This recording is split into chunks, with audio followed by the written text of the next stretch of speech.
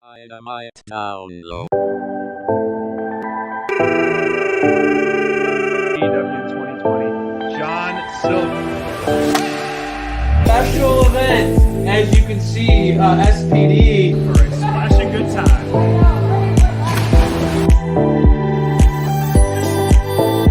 January recruitment month. I come along, I come along in the ring.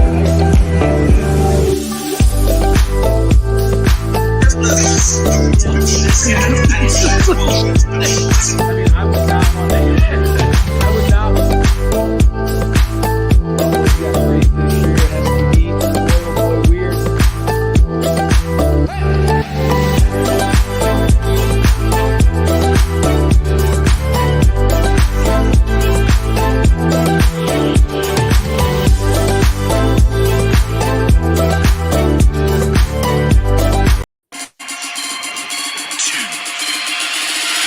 The last of the true hybrids.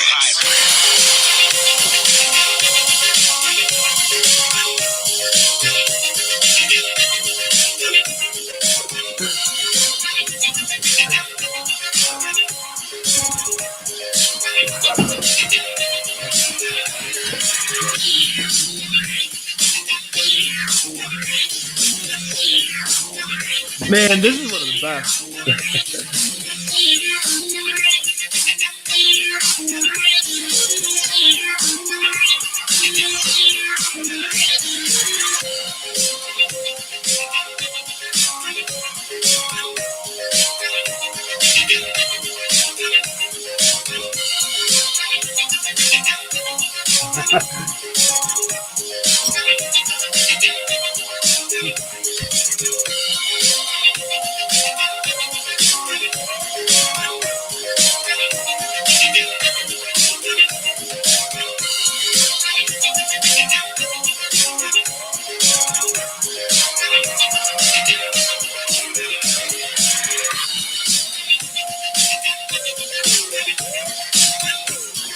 Cheers to the weekend, everyone. My man. Mindrunner said it best. The last of the real Dukes right there. I love it. Welcome to Friday night flights and fights. Just cracked open a campfire amplifier by Dogfish. So it's nice by the campfire. And we are making our way. We are the home stretch to AEW Revolution. And we are going to dive into that in depth with our preview show in just a little bit. But it is. We talked to Britt Baker today, and when we talked to her, it was just basically, man, I have not seen this much buzz around a genuine buzz around a pay-per-view in a long time, bud. I mean, I know people are talking about so much for this event, and it's like when you and I were shaping up the rate of the card tonight, just prepping for the show. I mean, from top to bottom, bro. This card has everything.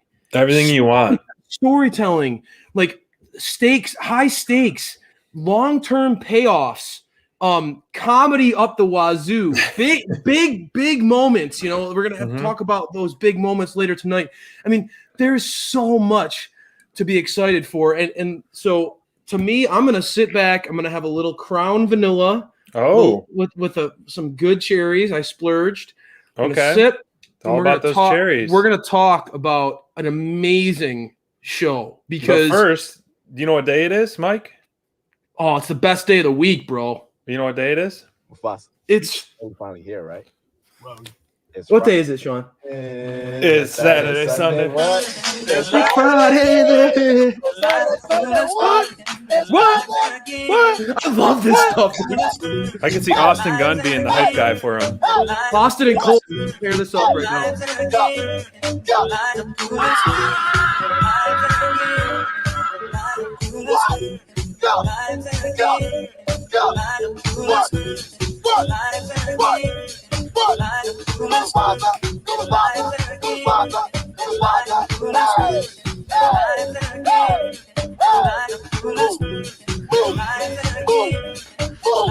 Let's go.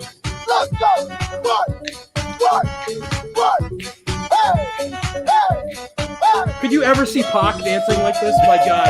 The angry bastard. I'm doing him. I'm embarrassing him right now.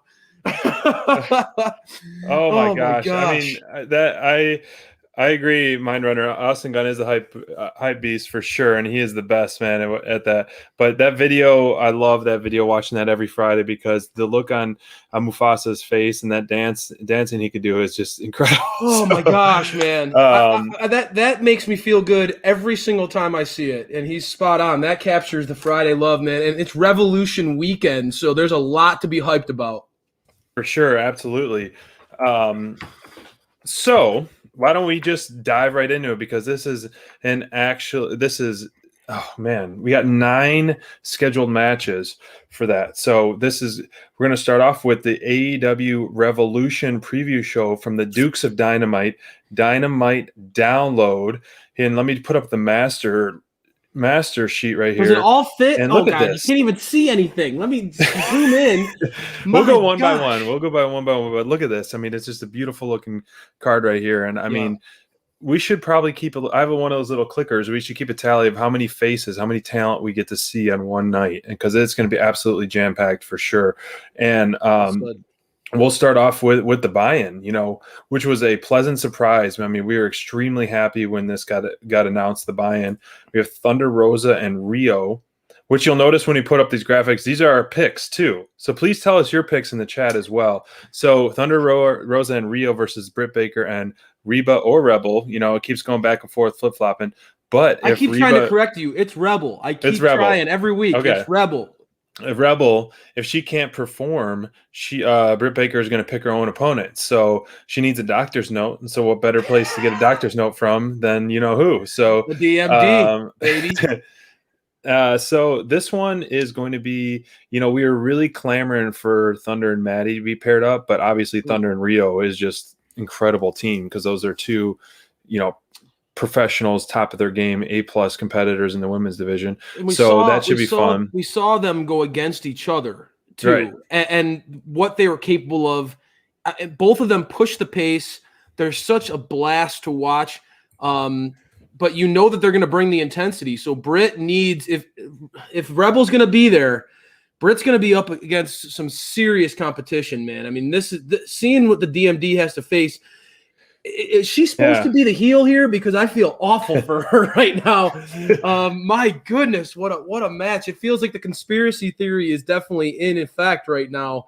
I feel awful for Britt. I know that she runs her mouth a lot, but my goodness, this match going against these two competitors who are, I mean, as good as it gets in women's wrestling, this is going to be a tough one, brother. And to have this in the buy-in, obviously all eyes are on Britt Baker and Thunder Rosa. We here have been. I feel like I'm pretty active on social media. I feel like that the Dynamite Download team has been the most vocal supporters of Thunder Rosa and Britt Baker. That feud, we have hammered how that feud is the best feud that AEW has had. I mean, to me, this is the feud in AEW. I've been hook, line, and sinker. I remember you and I just how bummed we were that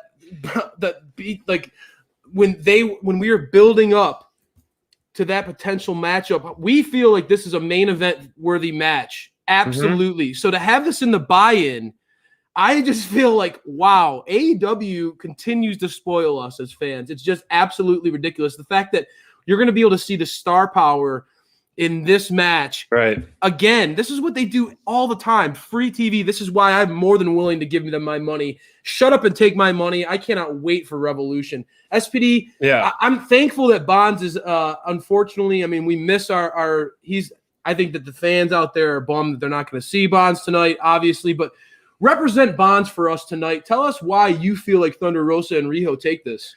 Yeah, I mean, we will hear from Bonds a little bit later when we talk about the whole Paul White, but he did give us a little video call, so we will hear from him.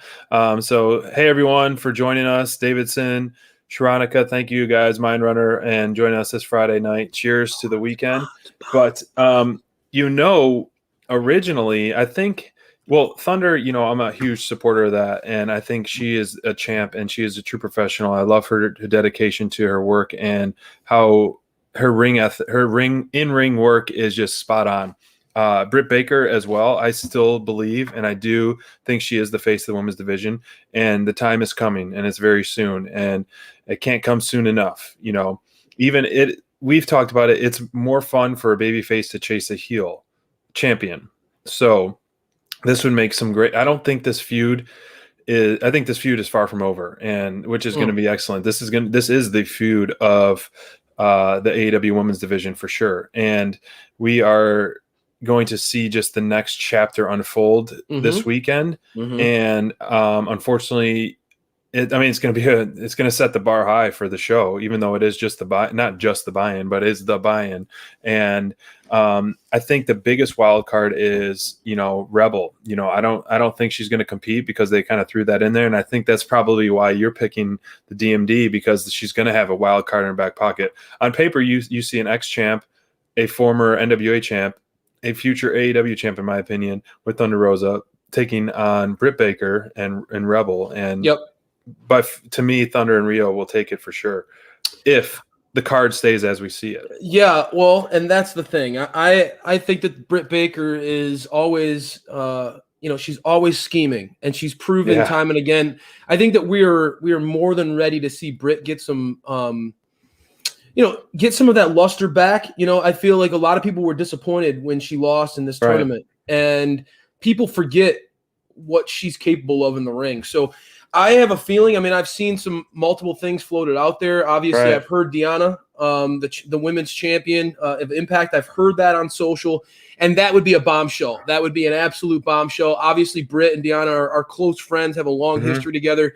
And the only way Britt could upstage Thunder by bringing a current Knockouts a champion who is well respected around the industry. So that would be absolutely amazing. I also had a curveball that came to me earlier today. I was thinking about this. Wouldn't it be wild if Britt Baker proposed an opportunity for Maddie Rankowski? I think that maybe that would be fascinating to turn the mentor against the protege. Maddie Rankowski is certainly available for AEW to utilize as a talent. And I also think that Maddie has a little bit of Britt Baker vibes in her, right? You see some of that attitude, that miss reality.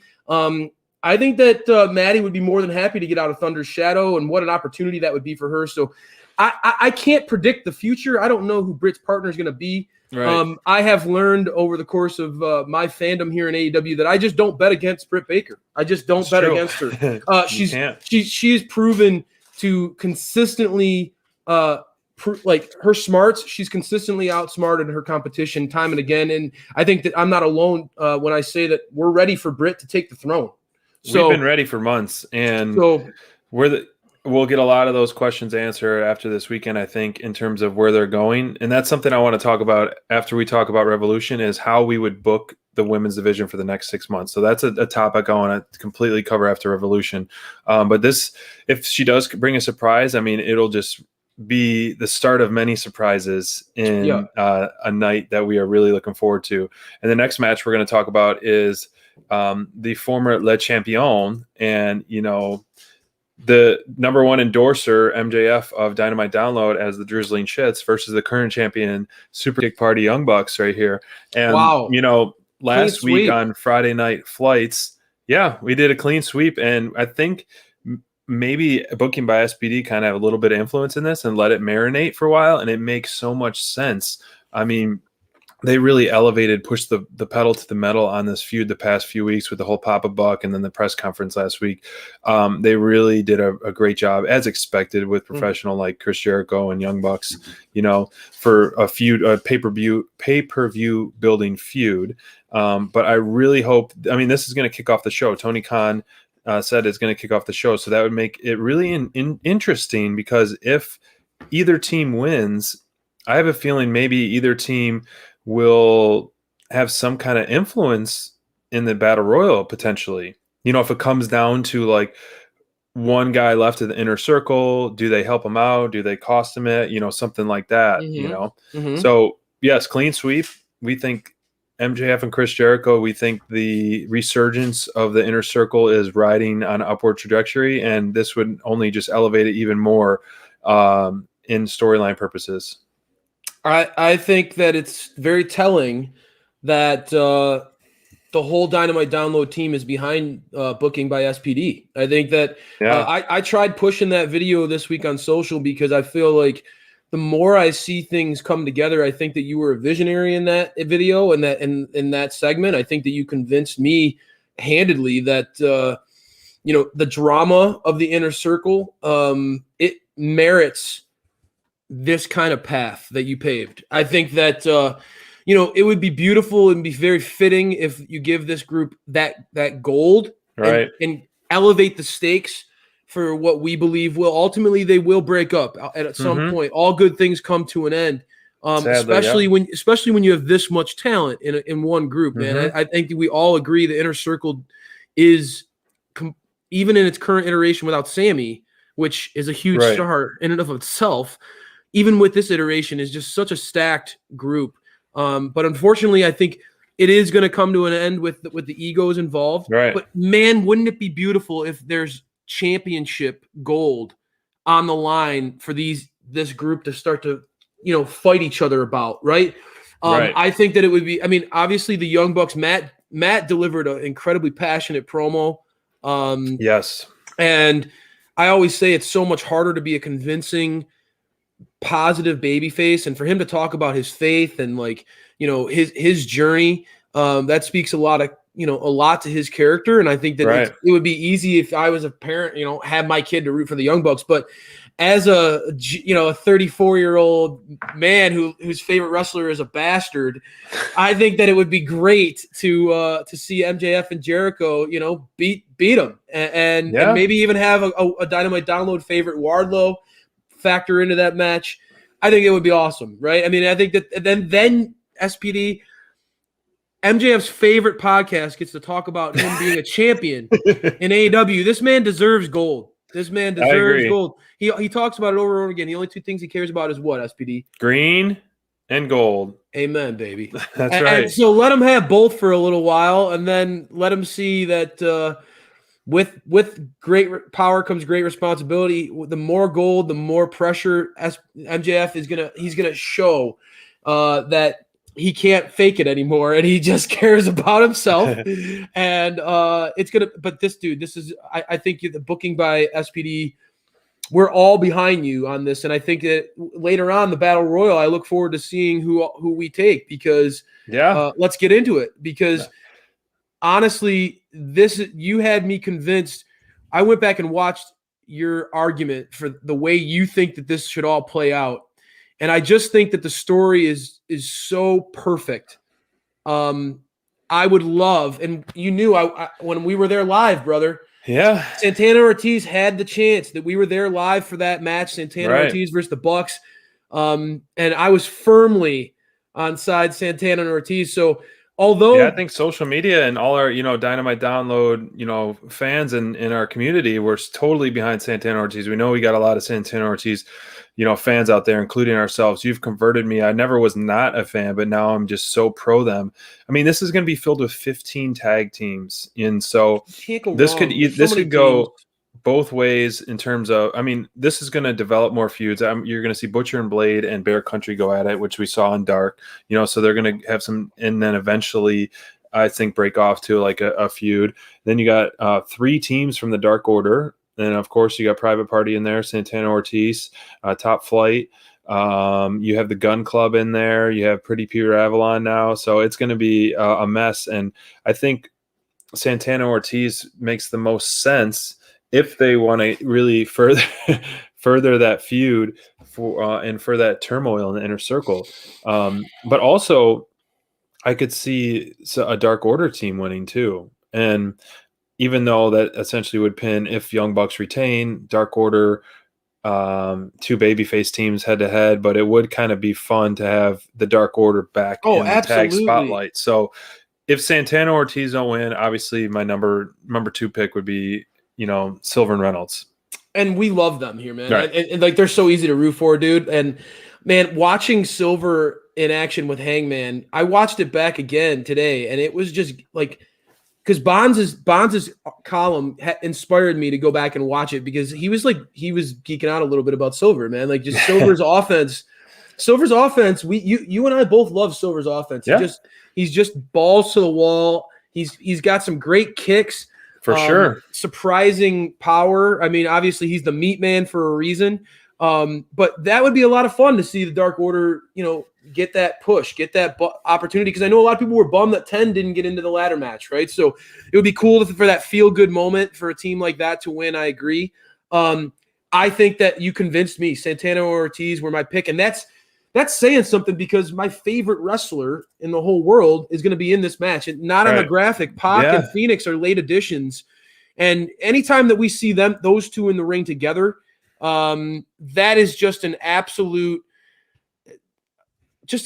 marvel to be able to watch those two guys in the same. But I think that their offense, unfortunately, doesn't put them in a position where they're going to be able to use most of their arsenal. It's going to make them at risk. The high flying, you got to be careful in a match like this. So I think that the favorites for me are Santana Ortiz. I'm on board with that. I also think that you do need to consider a dark horse team. I think that Private Party showed that they were more than capable when they had their opportunity for impact. I think that team is showing a whole new level of confidence as heels. I am absolutely loving Isaiah Cassidy and Marquine right now under Big Money Matt. And that's to say, dude, I love everything Big Money Matt's doing right now, dude. I think this is the best character he's had a long time for me. And it's saying something for a creative guy like him. So I think the favorite for me is Santana Ortiz. I'm standing behind that. I think that's the best pick. But there's multiple teams in here that I could see, man, is great, great stories. That's the great thing, man, is that there's so many things going on in AEW, brother. I love that. Yeah, we can go down that booking train for sure. And this was a great point by Davidson, like mystery tag. If you put Anderson and Gallows in there, I didn't even think of that because that could really. It's interesting that they're putting the tag match first. We don't have the order of the card. We only know the tag match is first because of Tony Khan's interview on Unrestricted. And so if there was Gallows and Anderson, that's where you can tie it into. Where maybe the inner circle is going to help out Santana Ortiz, or the Young Bucks is going to help. Bucks are going to help out. And it backfires. Something happens. Something like that. Oh, that's a beautiful point. I think that would be really great. So very well. I like that a lot. Thank you. The AEW fans are very smart, man. We are all paying attention, and the company rewards you when you pay attention. It's pretty awesome. Great stories. And Bonds' pick was Santana and Ortiz as well. Like I said, you guys are drinking the SPD Kool-Aid for sure. And speaking of Bonds, I mean, he is such a huge Miro fan, and we'll have a booking by Bonds by Miro after Revolution next Friday. So you're gonna want to see that. Yeah, he's gonna spend a lot of time on that booking by Bonds with Miro, but we clearly all think Miro and Kip Sabian are going to take down the best friends, Orange Cassidy, Chuck Taylor, even though Orange Cassidy was, on such a hot run end of 2020 and really the top babyface in AEW. But I think Miro benefits so much more from a win than Orange Cassidy and Chuck Taylor. I think you keep his undefeated streak going, keep his dominance just on, push the pedal down on that, and then kind of shift gears into some other kind of feud. So we're all for this, and I think it'll be an entertaining match. But I don't think it has the capability of stealing the show. But I want to be proved wrong as always. So, what do you think? Why did you pick Miro and Kip Sabian? Other than obviously you've always been a Miro fan. Well, again, I try to I read Bonds' article, and I think he and I have known Miro. They're basically this guy's entire career in his spotlight. I mean, I remember watching him break boards in NXT.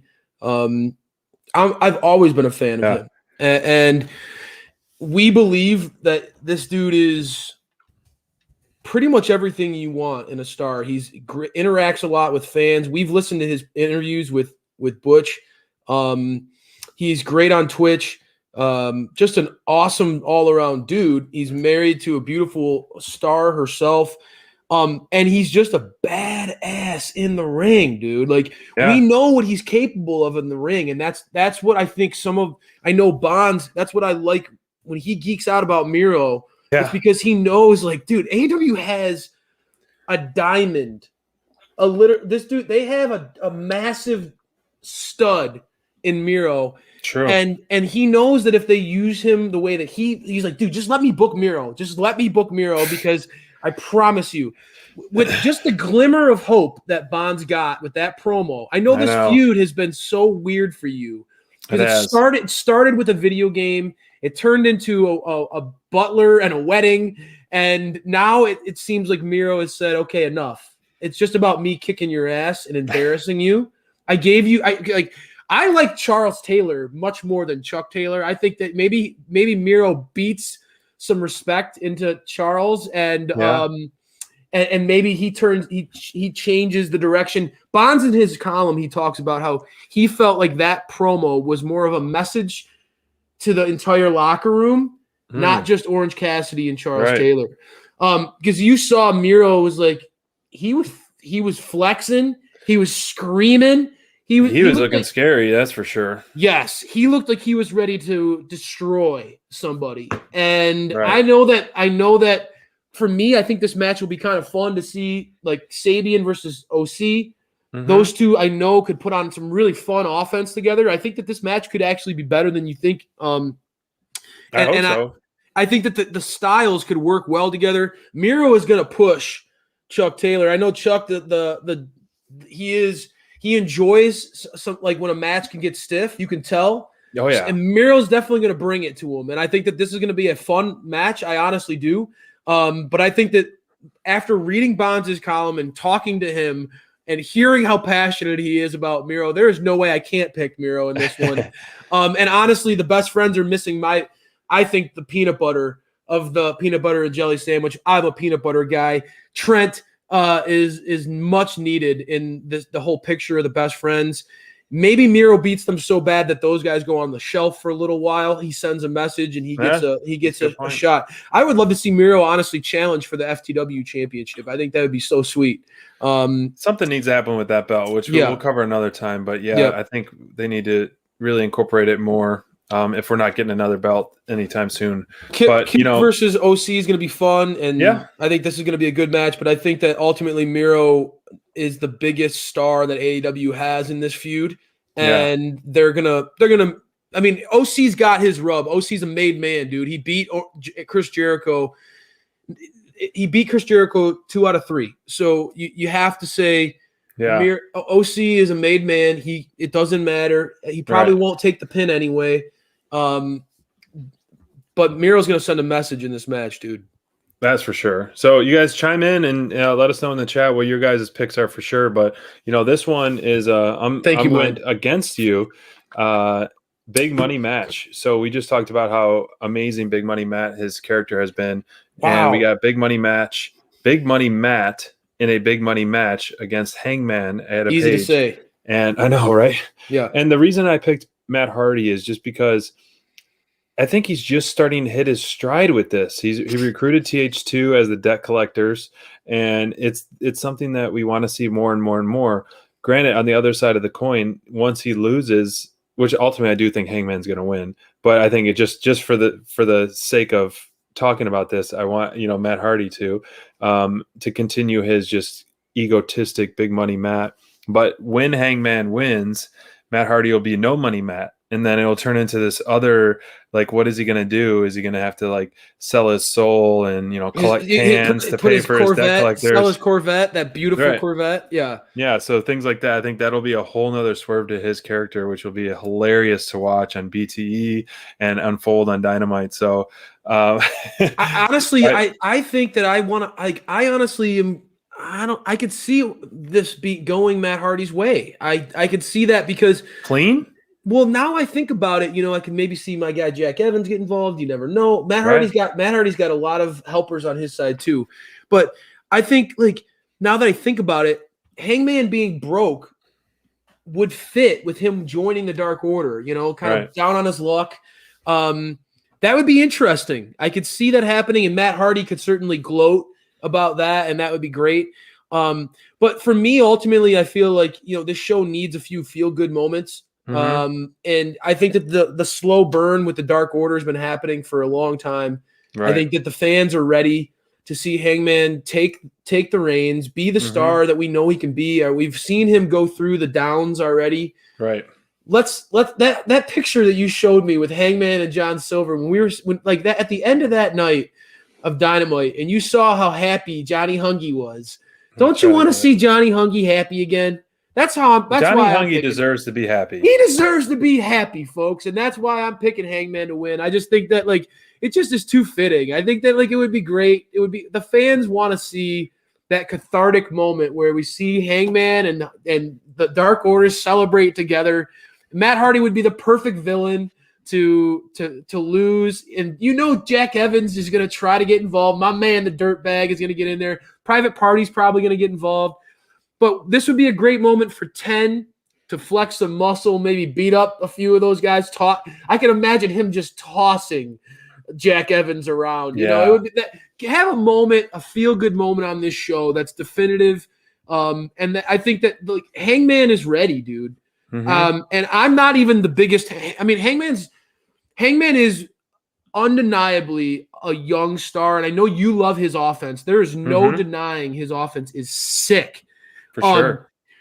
But we've seen kind of the struggle of Hangman. Let's see him elevated. I think he's ready. I think Hangman could could be a serious contender against Kenny Omega. We're waiting for that story to happen.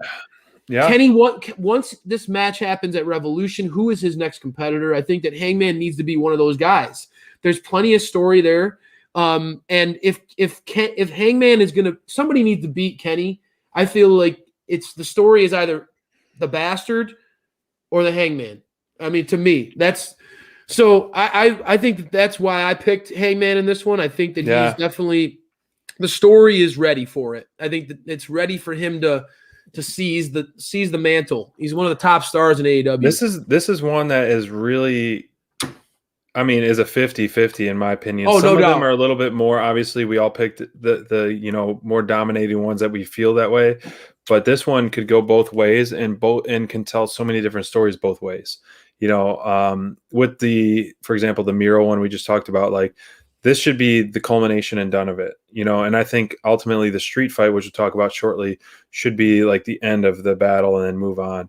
And so with this, agreed. I think this could be continued further on as well. But so the next match we'll talk about is the women's title match, which we were all very surprised at the outcome of the tournament overall. I'll be the first to admit that just after watching the first round on both sides, I thought the U.S. side was really stacked and really coming in the favorites. However, as we saw this develop, we saw some upsets, in my opinion. Nyla Rose showed her true colors and her true dominant self. She is the native beast for a reason. She is an ex-champ for a reason, and she really, and the women's division is that much better with her on TV. And so we really enjoyed her seeing it. I don't think Ryo Mizunami is a stronger competitor than Nyla personally. But this is a fresh face and a fresh person to the division, which I support that because you want to see growth. Iron sharpens iron, like we said time and time again.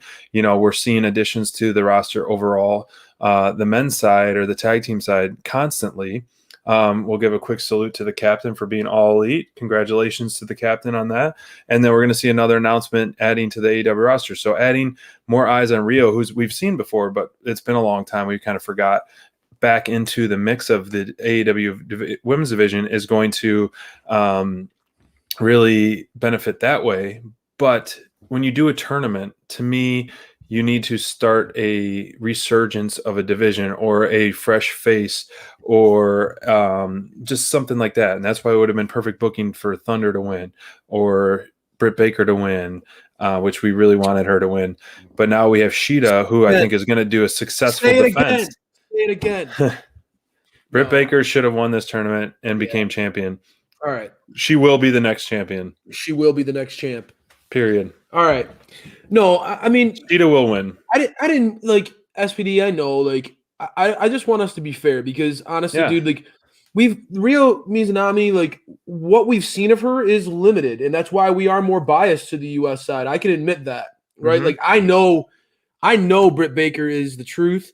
I know Serena Deeb is as talented of an in-ring performer as I have seen in women's wrestling. Yeah. I think that Thunder Rosa is an absolute star that anyone would be lucky to have in their business in any profession whatsoever. Just that type of. But man, oh man, no wonder why NWA is trying to fight back, because they know Thunder could carry that brand if she gets that chance. We know that the U.S. side has been stacked because we've seen them. I have not seen Rio beyond the women's tournament in a long time. So True. I will say the last impression she gave me was actually a positive, because the match against Nyla did not feel like a finals to me. I think the tournament had better matches. Right. I think the tournament had better matches, right? I think that like first round we saw Serena D versus Riho live. That was absolutely insane. And that was amazing. That said, after that match, when Shida and Rio started throwing bows, bro, like I was like, all right, like if these women hit like this, at Revolution, this match is gonna be sick. Like those two need to just like, I know Shida, the type of striker she is. We have not seen her in a long time, bud, and I have a feeling that she's gonna like lay some shots into Rio, and I think that we're used to seeing Rio singing and dancing and being all fun, woo! And I think that Sheeta's gonna smack the shnikes out of her, and it's gonna make Rio wake up real quick, and we're gonna see that Rio can throw some physical stuff in a match. So I think that, like, although I was not, for me, dude, like I really wanted this to be Britt or Thunder. I was like, come on, guys, we all want it, please. And when Nyla won, I was like, all right, yeah, like, dude, like Nyla is sick. Like Nyla is like everything that Nia Jax like wants to be. Nyla Rose is, you know what I mean? Like Nyla Rose is like physical freak, dude. And I watch both of them. Like Nyla is next level. This could go. I really think. So I picked Shida for sure retaining. I think, I hope after she wins and retains, either something happens after the match to further set up a storyline. Someone comes out, whoops her, whether it be Britt. Britt comes out and just says, I'm the face of the division, not you, and sets up that feud right away. Or Shida, or ultimately, and Shida is just back on TV and more of a fighting champion and just more showing face and just, putting, a good reputation behind that gold, because we haven't seen her be a fighting champion that often recently with the tournament. Yes, she was overseas and all that. But even before all that, she was off TV a lot. We didn't see the championship on TV that often, which you should have the championship shown, to me, at least every other week, 2 out of 3 weeks, even if it's a promo. I agree. So, and we weren't getting that out of her run, we could see a resurgence of her domination and then ultimately drop the title a month or so down the line to, the DMD. So that's where I would go with it. So I was gonna say, like, that's what I wanted to hear. Honestly, in my head, I was wondering, like, okay, like we all agree that Sheeta's gonna win this. Now we thought that the winner of the tournament was gonna beat Sheeta because we were ready for that championship to change hands. Right. I think we all agree now that it's gonna be the tag titles that do it in this show, not the women's, and that's okay. Right. But I think that Sheeta wins, reestablishes herself, reminds people who she is. And then we transition to one of a couple options. Okay, so I think that no doubt Britt should be the women's champion. Thank you, I appreciate that. I love this shirt and I love Pac. But quick plug. but no, honest to God, like I think so. Obviously, my first pick, Britt Baker. She'd be my first pick if I was starting a company. I swear to God. We already talked about that, and you stand by it for sure. Yeah. So that, and then I also think that it would be shocking but cool given what we've seen, dude. Jade Cargill. Like, what if Jade comes out? Just push the chips all in. Why not? I support it. Like, to me, it's like, all right, like people are buzzing about Jade. Strike while the iron's hot. Can you imagine if Sheeta has like a brutal fight, right? She just like brutal back and forth with this match, and then Jade comes out afterwards and towers over a beaten up Sheeta, just a battle like that would be sick. And I think the people would be for it, bro. I think the people would be for it. I really Give the do. people what they want. I try, bro. I try. I Wow. try. And I think that Jade's ready too. I think AEW cares about giving the fans what they want. I think they do. And then, can you imagine who's going to dethrone Jade? Who's going to dethrone Jade? Thunder? Thunder? Britt? Who? I mean, because I think that if Thunder then becomes the next challenger for Jade, their options around Jade as a centerpiece, as a dominant women's champion, that would change the whole trajectory of the division. That is intriguing for sure.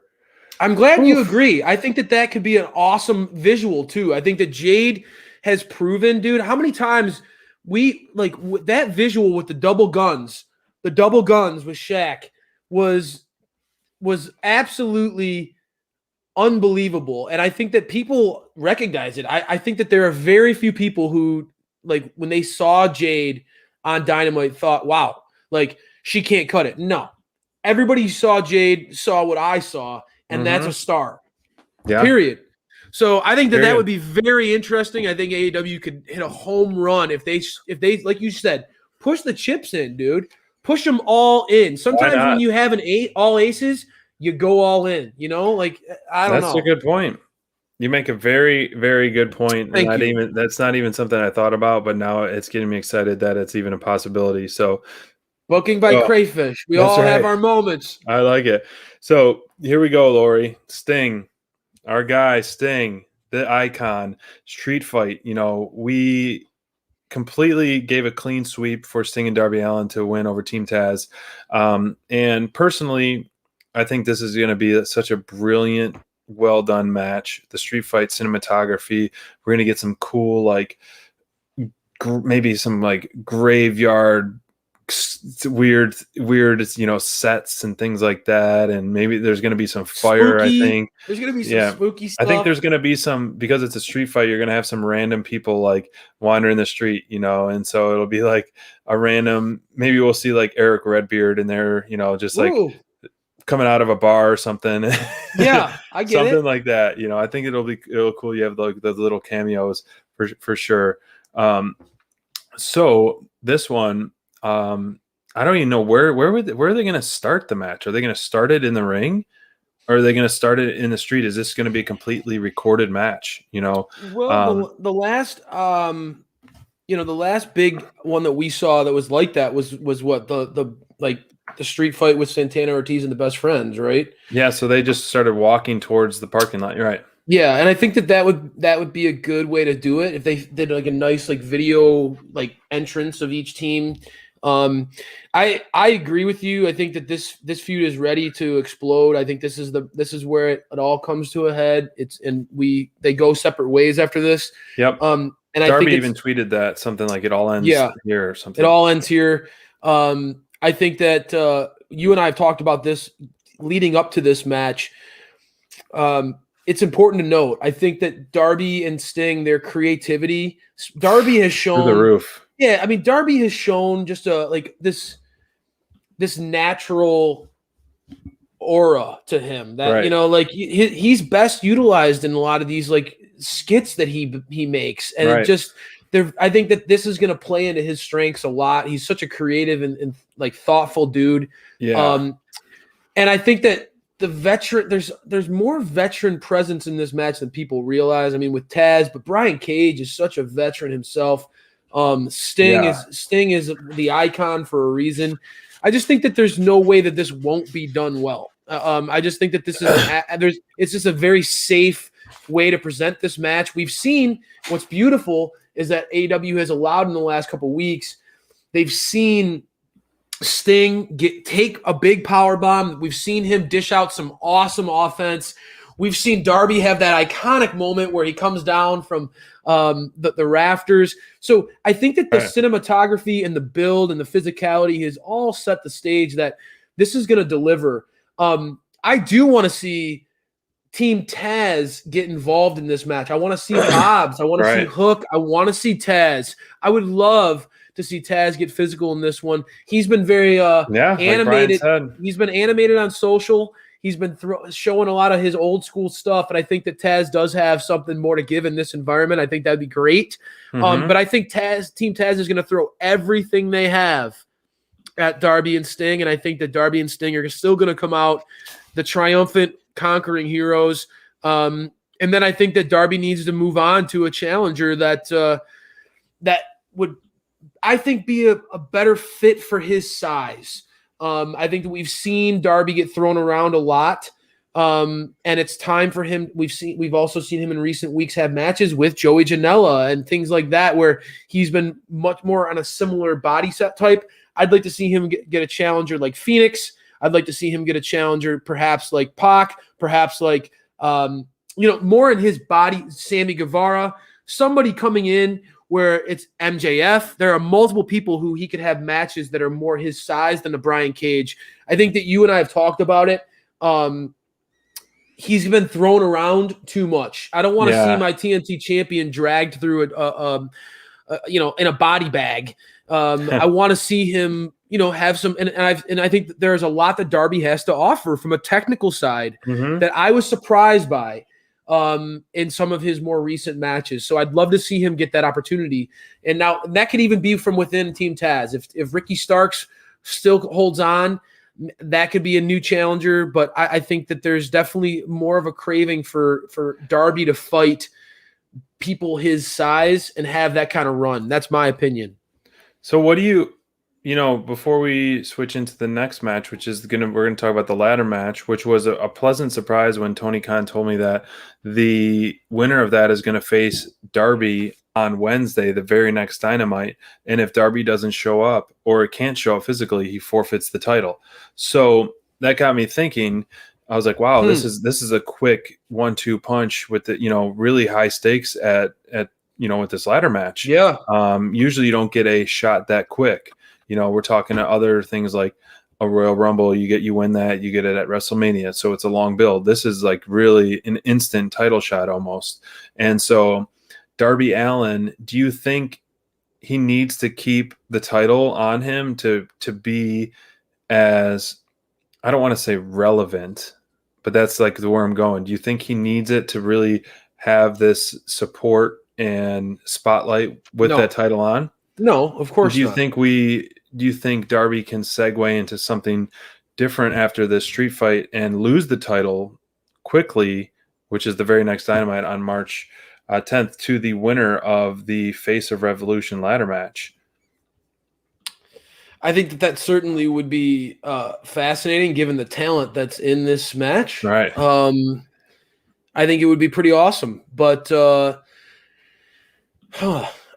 personally, I think that Darby is one of those types of enigmas, one of those types of characters that he's going to have a passionate fan base no matter what he goes through.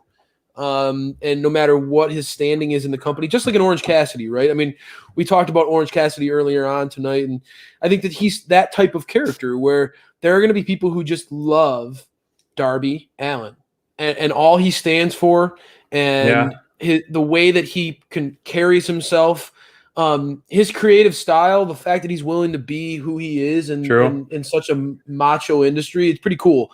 So I think that Darby could face that and could lose that and still move on. Just like Lance Archer is a type of character what I've seen already, that like Cody Rhodes is another character that, like, no matter what Cody's situation is in the company, no matter what Lance Archer's situation is in the company at this point, they are like made men. They've already established that they're like what they're capable of. I think they have a certain amount of respect that comes with their name. So there is something to be said for, I know that you're chomping at the bit, SPD, and I'll let you get at it to talk about how you want Lance Archer to win this match and then become the TNT champion. I understand that, and I think that would be a beautiful thing. But I think that this type of match allows for a surprise to happen and give somebody an opportunity that might not normally get it.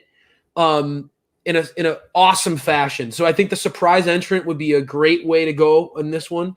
Which you picked. That's why I put your name over the mystery guy. Right. I think that like having that breakthrough moment and just being a wow factor would be awesome. I do want to see Lance Archer get some sort of title shot at some time, but I think that just the natural path that he's already had, he does not need to win this match. He doesn't need to. I agree with And you, but of that's course, how I know you want that to happen. I just think that like we've talked about it. You have opportunities to make stars, and like sometimes you allow that to happen. Dude, I get it. I think that Lance, to me, there's no one hotter in AEW than Lance Archer right now as far as the warpath that man's been on.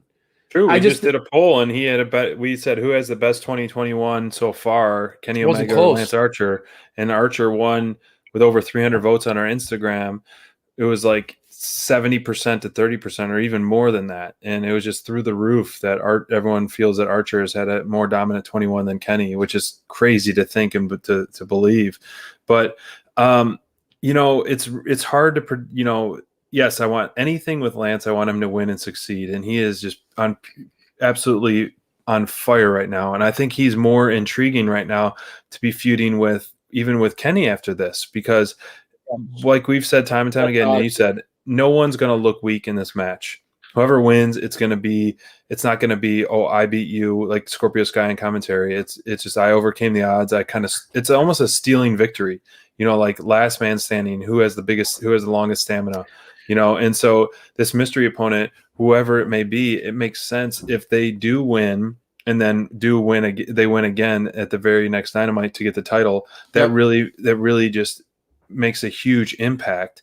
And so, we saw it with Cage when he won that title shot and then lost. Like, he made his debut, won that casino ladder. I don't even know what match it was, but where he got the big chip, for a title shot against Moxley, and then he lost.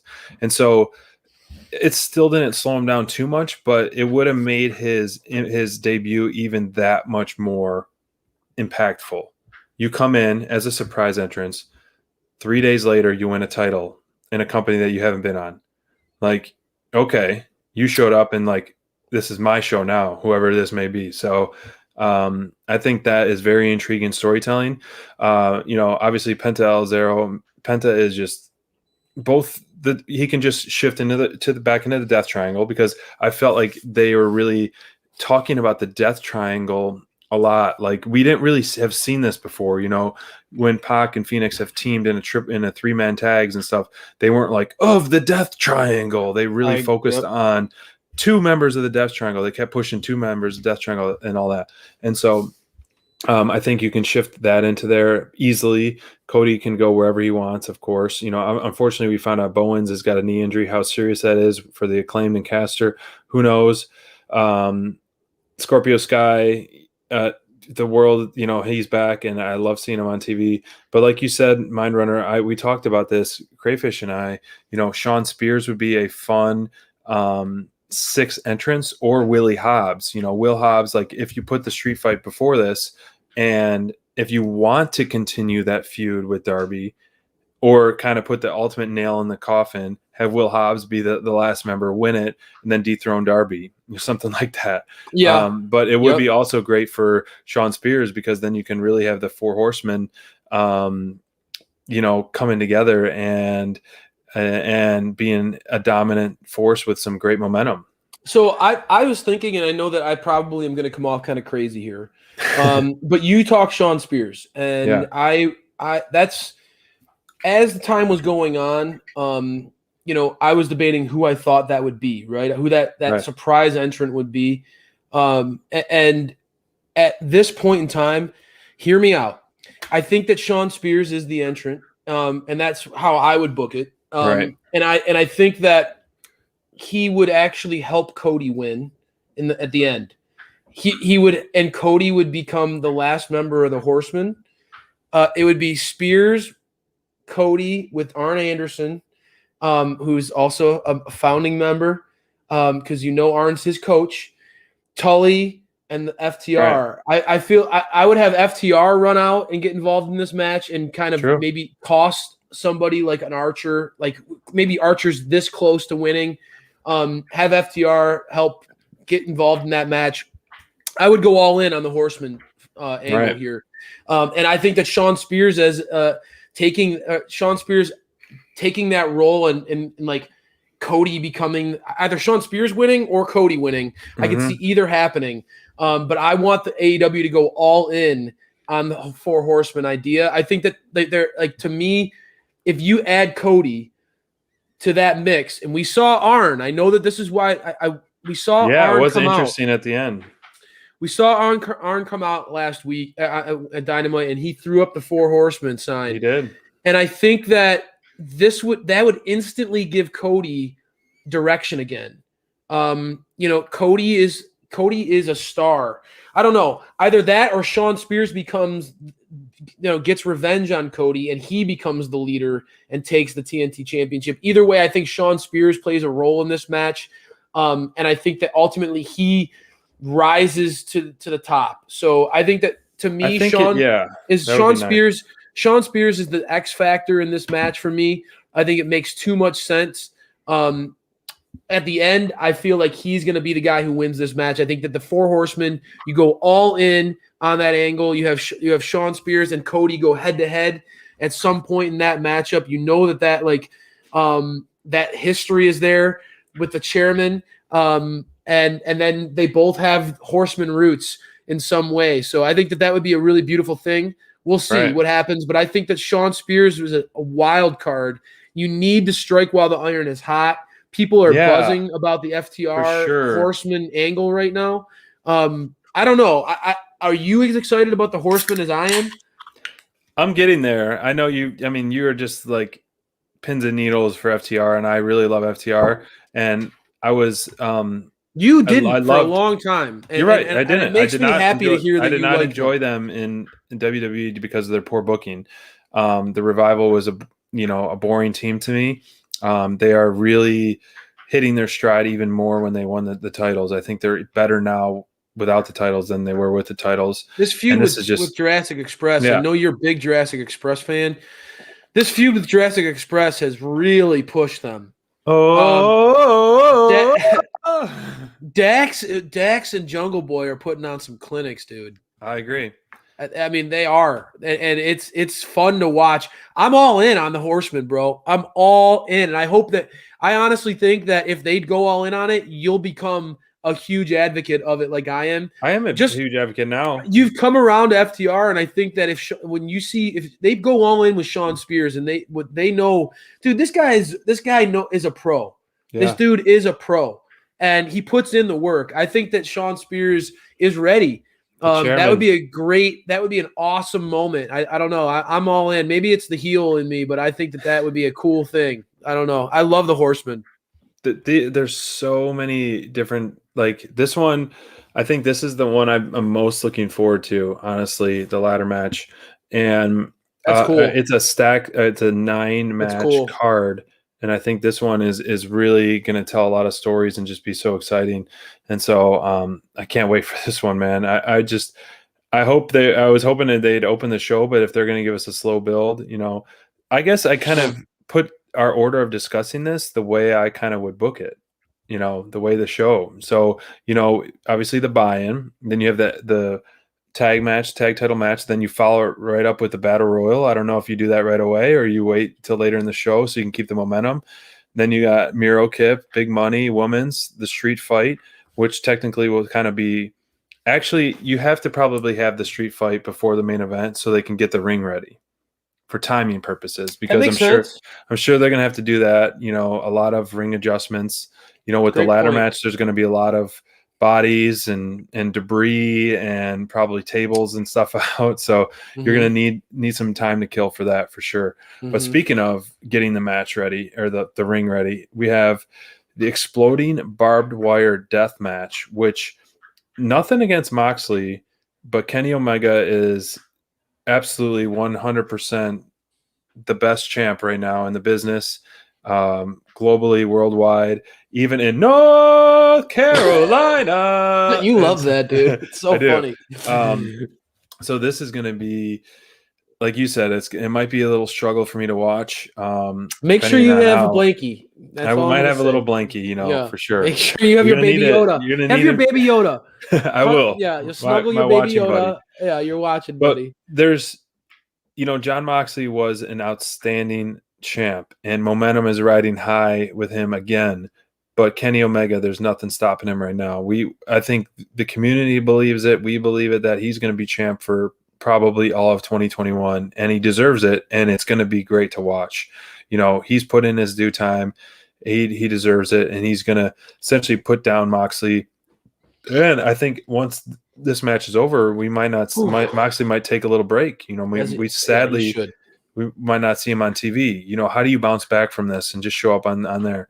And his wife is pregnant, and that would be a great True. opportunity for him to heal some wounds that I know he's going to need to heal in this match. It's going to be a testament to Kenny Omega because you're going to see his body torn up in this match, and both guys are going to need a couple weeks off. Kenny's going to come back fighting, bro. You know the type of champion he is, dude. He's going to be out there. Just watch.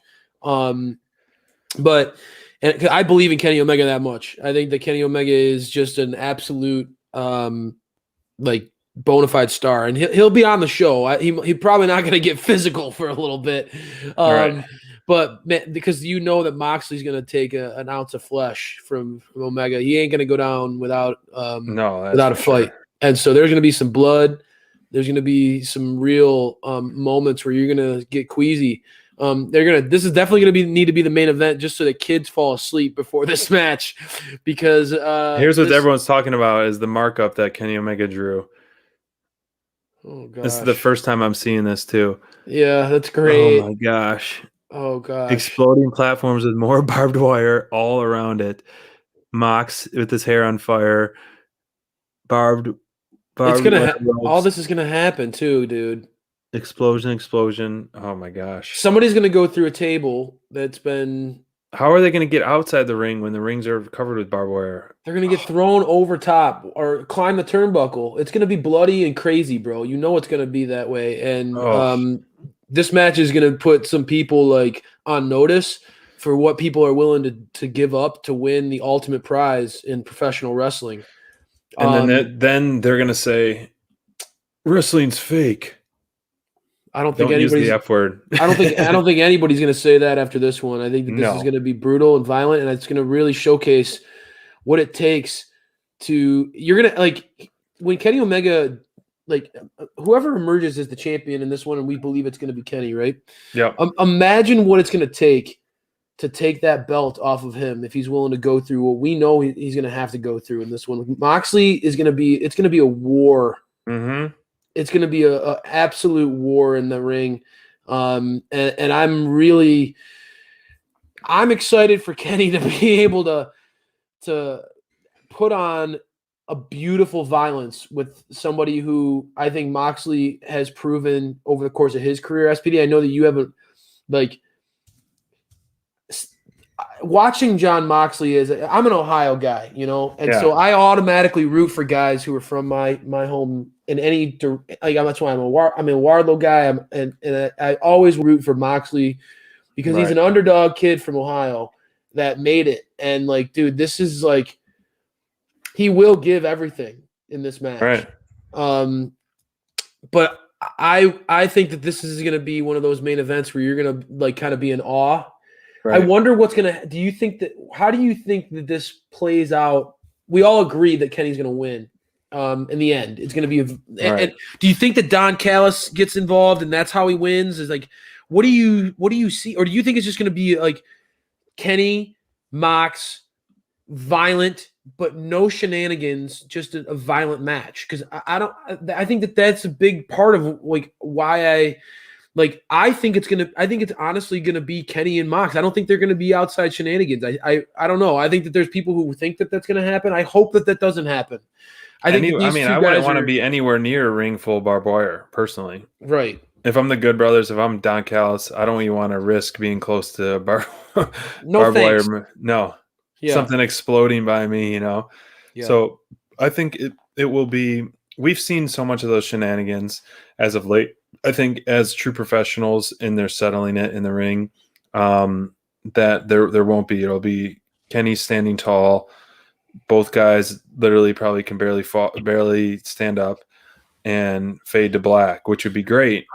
But in true booking of wrestling, I feel like you always got to have some kind of swerve, and this one is going to be very interesting. I've never seen anything like it. And speaking of swerve, this will be a good segue, which we all agree Kenny Omega is going to win. He's going to keep the title and go on, and we're going to have some great feuds. Hopefully down the line we'll get a Kenny Pac feud again, even an Archer Kenny feud. And so these are all ones that we all want to see here at Dynamite Download for sure. And good point, Brian. Callis on commentary would be great and just not interfere because he won't even come close to any of the barbed wire. I would love that. I want to talk about this, which was I'm going to tie it into that, is the Paul White announcement we've been texting and so interacting ever since, Wednesday night was announced, of a Hall of Fame worthy competitor being signed to AEW. And Tony Khan said no one knows about him, essentially.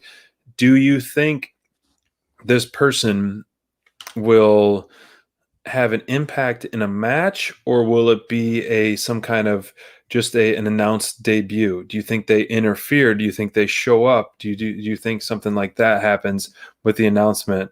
So where do you think with that? And we'll talk about that after our little dance break, because we're going to grab another cold one and we're going to put on TH2. All right, I'm going to get a refill, y'all. If you guys need to take a potty break, we're going to be right back. 2 minutes.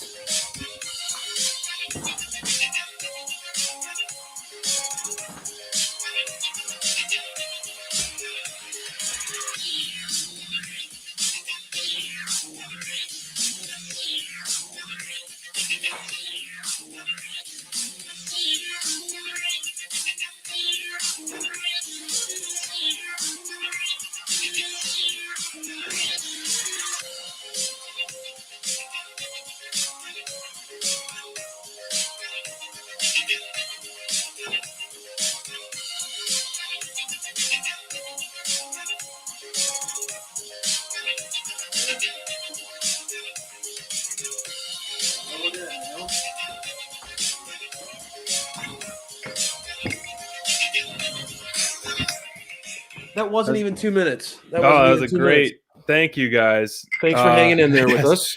Had to get that was a good segment, good show. Once again, guys. Okay, now we're gonna loosen things up, Mind Runner. We're gonna have our special word of the night. Anytime we hear the word, talk about the word. I'm gonna need to get a little bit more. Give me one. Okay, second. So anyone have a suggestion? We didn't do a poll because we were kind of focusing on our preview show. We were talking about it all day, getting everything ready and getting our picks in. And so anyone who wants to give us the word of the day for sure. And I'm going to start it off with that little sip right now. We got a nice little IPA going. So we're going to have a word of the night anytime we say it and have a drink for it for sure. But, as we're talking about that, I want to play the Bonds. He gave us a video of his pick and of Paul White's big announcement of who it's going to be. I love this video. I love this video. All right. I like this right here. As we're talking about this, Tony Khan is the word of the night. Okay. I'll cheers to TK all day. And so let me pull up this video. Love the Khan family in this household. The Craze. That's love right. the Khans. Here we go. Let me see if this will work. Here we go. Booking by Bonds is his input on who he thinks. Hey, everybody. Hope you're enjoying your Friday night flights and fights with SPD and Crayfish. We have our predictions for who's going to be signing at Revolution, and I think that they might be going after Christian. We've seen some stuff for the last couple of weeks. A lot of people are predicting Christian. If we're going with who we want, obviously CM Punk would be an awesome signing, but, I think to be more realistic, it's going to be somebody like Christian. Maybe Kurt Angle would be a great pick as well. But one of those two guys brings an excellent veteran who can be a big mentor for the company. And we have another prediction here from Mother Nero. I love this. Who do you think This is the best is moment gonna of the sign night. at Revolution? I think a true veteran should be the Iron Sheik.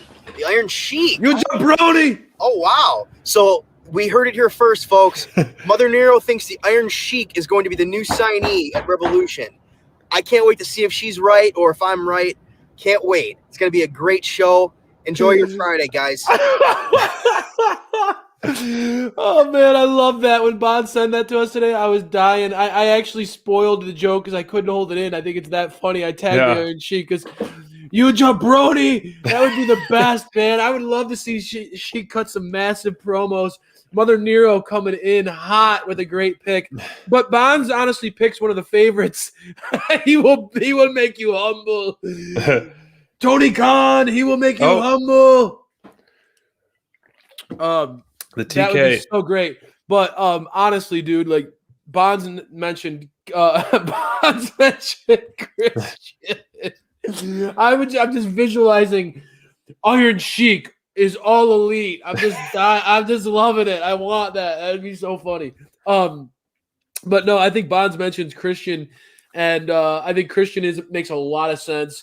Bonds loves Edge, so it'd be kind of cool seeing Christian as kind of like helping to play that role that Edge is playing right now in AEW or in WWE. Help have Christian play that in AEW. That'd be so cool. Who knows? Maybe that leads to crossover between the ultimate crossover. Wouldn't that be wild? Oh my gosh. Anything That is would never possible. happen. No, anything is possible You're right. with Tony Khan.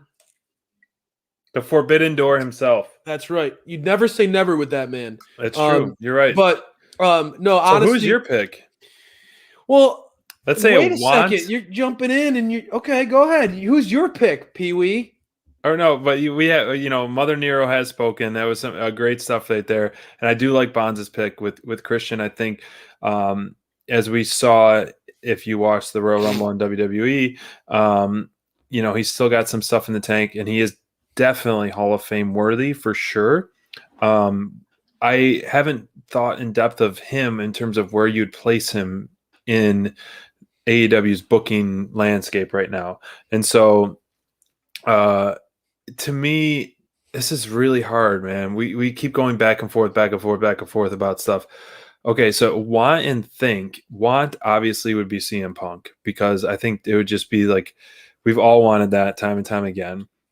But who I really think would have to be Angle or Batista. Batista has come out and said it's not me. I'm retired. Well, I don't know. Regardless, this is causing so many.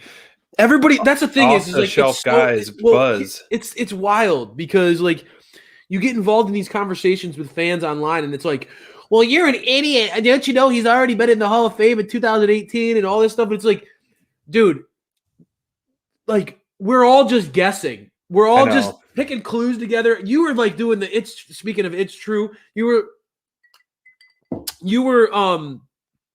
were trying to connect the dots with listening to TK. On his initials or not, it's counts. You were listening to some of his interviews. Dang, Mind Runner, this is a good one for this topic. You were listening to some of his interviews, and you were talking about how he says it's true, and it's like, all right, well, like, are we overreading into things or what? Like, I don't know, but like people could be overreading into that as well, like of what Paul White said, like a Hall of Fame worthy. I know. I want somebody who is, I don't know, dude. I want someone who could still go in the ring. And me too. I think that'd be best beneficial for AEW right now. Yeah, and Christian makes sense because clearly he can still go in the ring. That makes sense. I know that like you were arguing with me today, dude. Like obviously, yes, CM Punk.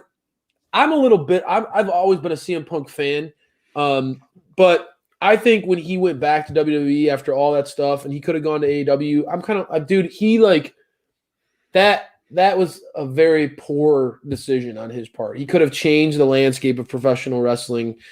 I think that I would, if I could pick my number one pick, it would be Brock. That would be. Oof.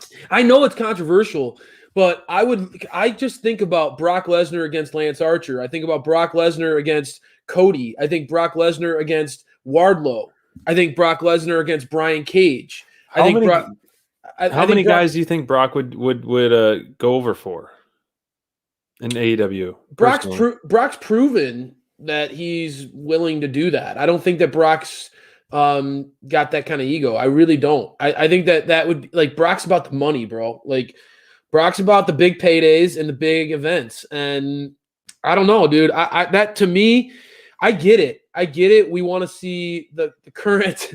We want to see the current stars of AEW shine. But I think that there is no bigger star other than like The Rock or Cena.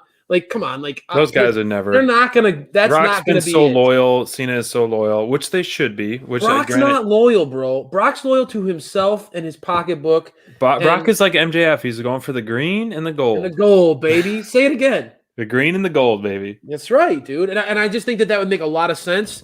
You and I have talked about it dating back months. We talked about potentially talking to Wardlow. Who knows if that happens? I certainly would love that.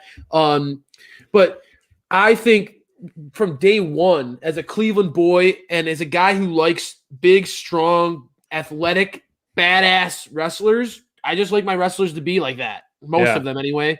Although Pac's my favorite. I just like guys who can go. This dude can go. This dude can absolutely go. So Brock to me is as big of a star as there is in wrestling. He's proven to be a mercenary.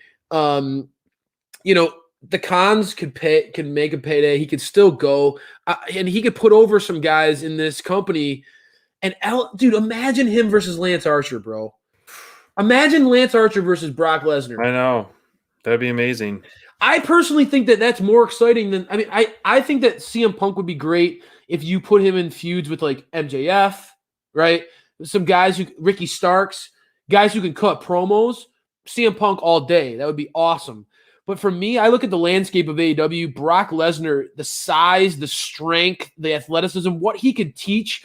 We talked to Griff Garrison, and Griff talked about how Lance taught him that you had to be, as a big man, you need to protect yourself. And I think that there's no greater big man in professional wrestling right now that knows how to protect themselves and their brand and their image and their aura like Brock. And if you could have a guy like him come in and teach the locker room, like teach a Wardlow, like teach like this generation. F5 versus F10. Nick Camarado. Do you know how much Nick Camarado would benefit from being around Brock Lesnar? Just seeing him carry himself. Dude, F5 versus F10, like you said with Wardlow, that is a money feud all day. All day. So to me, I think that Brock would be the big home run. I think it's going to be Christian. I think it's going to be Christian. I mean, nothing against Christian, but I think people might be a little disappointed if it is him. I agree. But Christian is because Hall of the Famer. chatter. No, but He's he deserves everything. I would be happy, period, with him. I think he's every bit of a Hall of Famer, first ballot for sure. Him and Edge did some outstanding stuff. I mean, Silver and Reynolds are like junior Edge and Christians with their characters and their just shenanigans and stuff like that. The backstage when they're doing the heavy commentary or heavy comedy stuff. But if it's Angle, whoever it is, it's going to be okay. If it's beneficial Angle, how would you feel if it's Angle? I mean, we listening to Wardlow on Unrestricted, he's trained with Angle. So he's already has, some mentorship with some AEW talent, and Angle on the promo. Who has feuded with Paul White the most? You think that's not signed? Yeah, I mean, I think there's going to be some ties with Paul. Yeah. So who do you think has feuded necessarily with him? I think Angle more than Christian probably, but like Brock would be huge, dude. Brock would make everybody shut up. That would be the biggest signing. I think that's bigger than Sting. That'd be bigger than Sting. It is. Yeah, Brock would be the biggest signing in AEW history. Let's play a couple of scenarios out. If Brock shows up, where do you put him? Main event. Right away versus Kenny? There's it doesn't necessarily need to be against Kenny right away. Or who would you feud with? the guy who needs the guy who immediately comes to mind is Wardlow. I mean, that's my immediate, but I don't know if Wardlow's presented that way yet. I think that Lance Archer would be an incredible opponent against him. I think if you put Brock, if you made Brock like kind of him against the Death Triangle and Lance Archer, like that would be all those matches would be bangers. Okay. I think that would be incredible. Brock needs to come in and be a wrecking crew. I mean, he needs to be that kind of force. So I think that Brock has to be present. Maybe you keep him away from Lance Archer. Maybe you do, because you cannot have those two guys go head to head right away. Brock needs to tear up the roster a little bit, and that's okay. I think that would be totally okay if Brock comes in and starts tearing up the roster a little bit. But for me, I think the ultimate use of Brock would be to have him put over guys like Wardlow. I think that it does make sense. The fans are clamoring for Kurt. I do think that makes some sense. I just think that I personally want someone this signing to have. Now, for Kurt, it makes sense because I, as a fan of Kurt, want him to go out gracefully. I want him to go out in a way that it's true. It's damn true. I think that no, I like Baron Corbin, but I like my bad guys.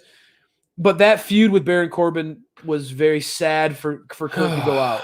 And I think that it would be great that AEW is the type of company, a very classy company, that would maybe allow Kurt to come back and go out on a higher note, because that dude is an all-time great. Like, my lifetime, he's one of the greatest in my lifetime. So that'd be really cool. I get it.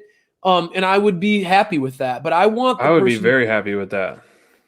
I want someone to have a little bit more left in the ring than I think Kurt has to offer. And that's not a slam on him. No. For a long period of time in his career, he was one of the top wrestlers in the entire world, period. I mean, he's wrestled with broken neck. His story, his addiction, his overcome of addiction is just outstanding. I mean, the guy deserves everything. He's absolutely well said. Extremely hardworking. He is Hall of Famer. He is a gold medalist, and he's absolutely hilarious. Look at what Scoot just threw out there. Can you imagine that match? That's about a bazillion times better than Baron Corbin versus Angle retirement match. So I think that's a good way to book it. And then you could keep Kurt as you can throw him on commentary. You can throw him as a manager. You can keep him backstage. Like, he is such a wealth of knowledge and professional. I think Kurt Angle, I would love to see that. And it would be so happy if it's Kurt, completely. It's true. It's damn true. So well, next week, if it's Kurt, next week we're gonna be doing flights of milk in his honor. How's that? Okay. All right. And that'll be our word of the night is Kurt Angle for sure. Yeah, that would be great. I think that there's a lot of options that they can go down. The typical internet wrestling community, I promise you as fans, no matter who it is, we're all gonna be happy. We will, and Dynamite Download, we are going to do our best to make sure that we embrace that individual and that we give them an opportunity, just like AEW is going to give them an opportunity. We believe in this company. We believe in their eye for talent. They've been proven time and time again. So we are not – I mean, think about Shaq. Think about how many people talk smack about – think about how many people talk smack about that relationship and what a joke it was and just all that. And Shaq – more than shut everybody up, dude. So I think that we as fans of AEW and here at Dynamite Download, we keep preaching it. We are the home of positive, uplifting coverage of AEW.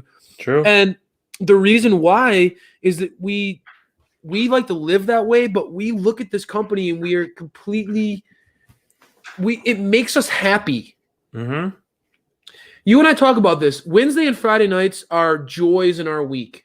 Yeah. And the reason why is because it's fun to talk about this with my best friend and these awesome people that we've met. Right. And we love this company. There's so much to love about this company.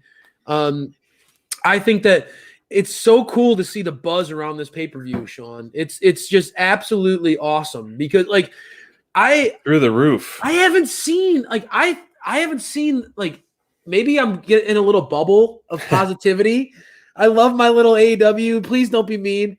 But if I think the buzz is just through the roof, bro. I'm just geeking out about this pay-per-view. I don't know, man. I'm really happy for this company. I love AEW. I'm really happy for what's going on. I think that this pay-per-view is gonna be awesome. I really do. Exactly. What Mindrunner said, man, when Britt was a face and Dark Order was lame and creepy and who knows what they were doing, and In a short period of time, look at what they've done. Dark Order is the home team of AEW. Britt Baker is the face of the women's division. They've That's blossomed why into Mind is such a absolute great follow. yes. Booking by Mindrunner. I mean, come on, jeez, and that's Weekly a good segue. co-host here at Dynamite Download. I love all those stuff, and it's very exciting, and I really hope it is Angle. And regardless of who it is, we're gonna obviously welcome with open arms, and it's gonna make the company better. The only knock that I have, before we shift into the next topic, and a quick little dance break is with Brock. The only thing I don't want is I don't think the roster personally needs someone like him right now. You have these stars you're building, these unknown to some people stars, the Kenny Omegas, the Lance Archers, like those, the Penta and Ray, and Pac is getting the spotlight, and you have a whole women's division that is featuring people that we've never seen before on TV, and so I think yes, he'll change the landscape of wrestling completely, but I don't think AEW personally needs him right now. I'll be happy if it is him, but I don't think they need him right now. I don't think that they need him either, but I think that when you look at what's shaking out in professional wrestling right now, and you see that NXT is rumored to potentially be moving to Tuesdays. Right. And I know I was grinning from that. But when you see that NXT is potentially moving to Tuesdays, AEW is in a position where now they can dude, we know that the ratings are ready to burst through the roof with this company. Mm-hmm. I'm sorry, dude. You do not turn away an opportunity to move the needle like Brock Lesnar if it presents itself. That's all. I think Tony is a smart businessman. I think that Tony, if the opportunity presented itself, I think Tony would jump all over it. But Kurt Angle, you mentioned it. Great mind for the business. Could be a great commentator. You're a very big guy on ambassadors. I know, you're very big on ambassadors. Kurt's story of redemption. Kurt's story of being an Olympic hero. His story is really inspiring, and so I absolutely think that would be a great hire. I think that AEW is going to deliver. I don't know, man. I think AEW is going to hit a home run. You and I have different opinions. I think that Brock would be the dream. We'll see. But we'll see it's what like happens. we don't know how Brock is backstage or, in his personal life. We can only speculate. But someone like Kurt, when we know that constantly the same theme time and time again is AEW is like a family. Everyone's got each other's back, talking with some of the talent. Everyone's just looking out for everyone. It's not like a dog eat dog world backstage. And someone like Kurt Angle would be perfect for that. You're right. He is so selfless. I mean, look at this, who he's went over for and what he's done. He's wrestled with broken necks. He's, he would literally break his neck for you. Yep. And that makes sense as being one of Tony's favorites, right? Tony talked about this is one of his all-time favorite wrestlers. So it's Kurt's one of my all-time favorites too, man. I get it. I agree. Yeah. So I think it'd be a great pick.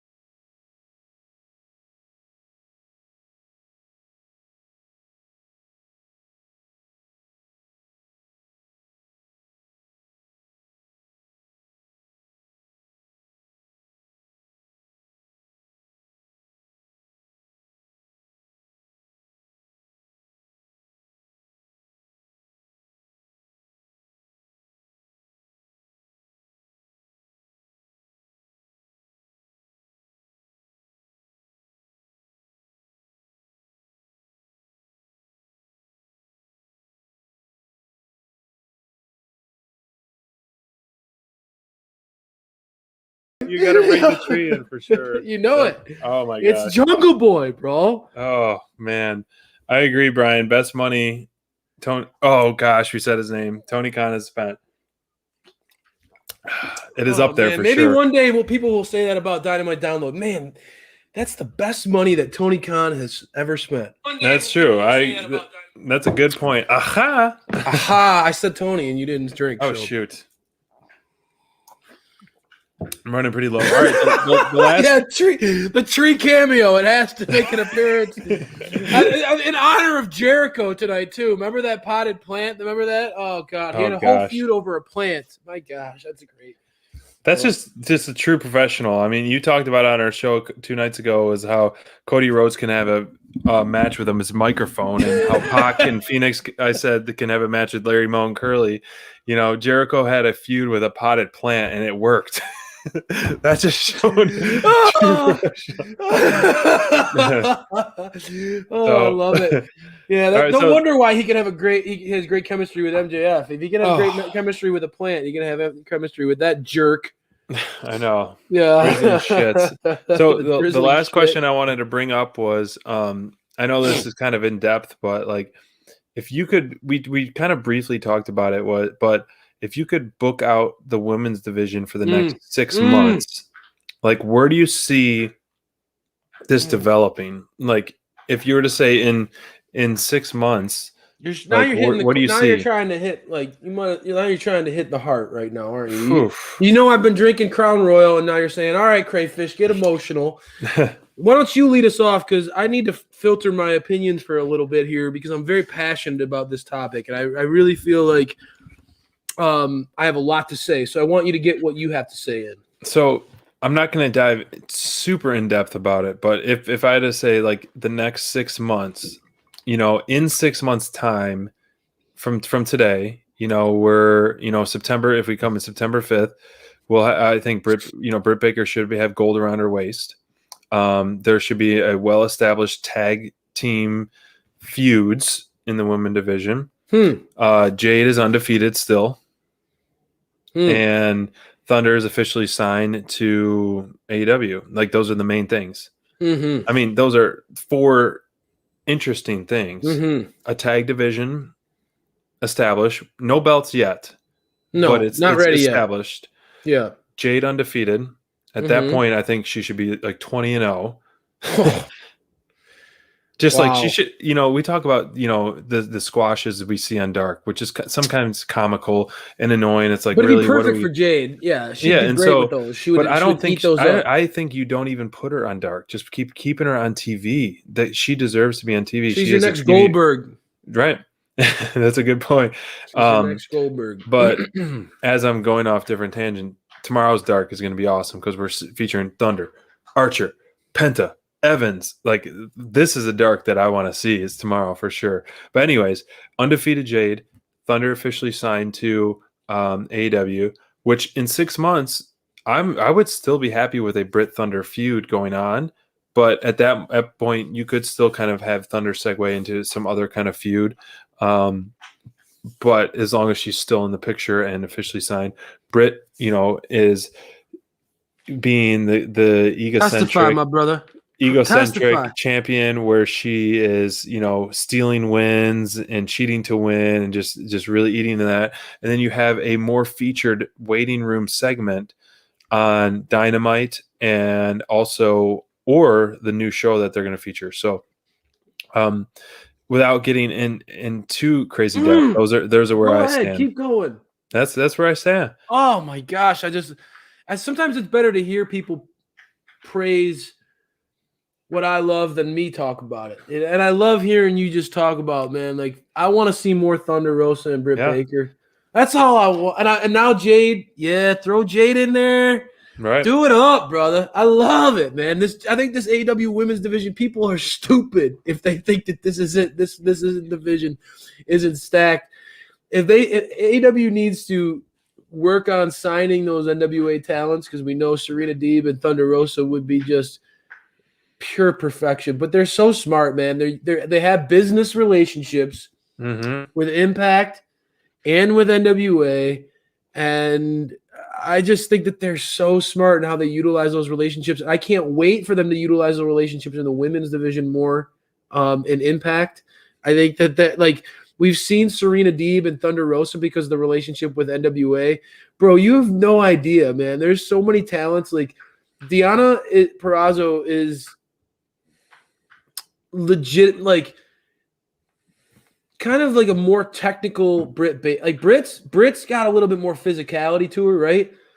But Deonna has that technical, like she's a really good wrestler, kind of a little like Serena Deeb wrestling, but with Britt's attitude, like it's just awesome. And we haven't even seen that yet play out in AEW. It's gonna happen. There's so much opportunity here. Jade, they just established Jade. Tony Khan is a brilliant man. Oh, I was cheersing to the TK in the chat, but I'll cheers to you. Yeah.